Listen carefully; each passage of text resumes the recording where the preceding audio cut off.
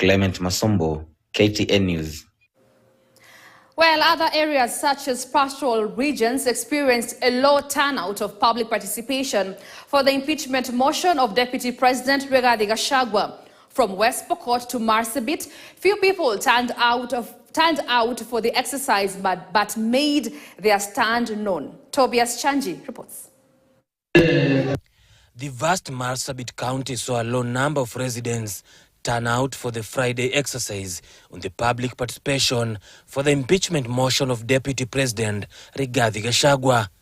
Those who turned out, however, lashed at Gachagua's past sentiments. Huyu Deputy President alianza kuongea mambo ya power sharing. Sio power sharing, sharing. Anasema wale wamepiga kura peke yake tuanze kushare yale yako katika nchi yake. Na wale hawajapiga hiyo kura ama wale waliompinga watafanya namna gani? Hiyo sio mambo ya uongozi, sio mambo ya presidency.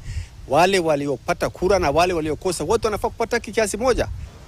President na Deputy President ni symbol of national unity, lakini kile ambao tunaona katika Mheshimiwa Rigathi ni kwamba anaendesha mambo ya ukabila. Same scenario was witnessed at Mtelo Hall in Kapenguria Town, West Pokot County.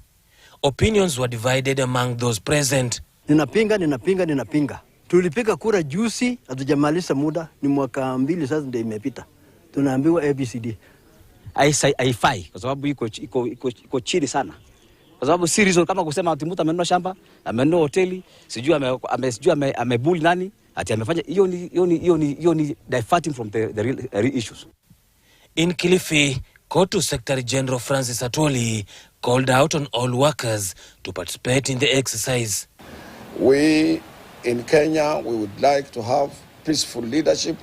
We would like to have people who accept their seniors and in their positions, even if we are to correct them. But we should not go beyond to a certain level where we can attract conflicts amongst ourselves. Tobias Chanji.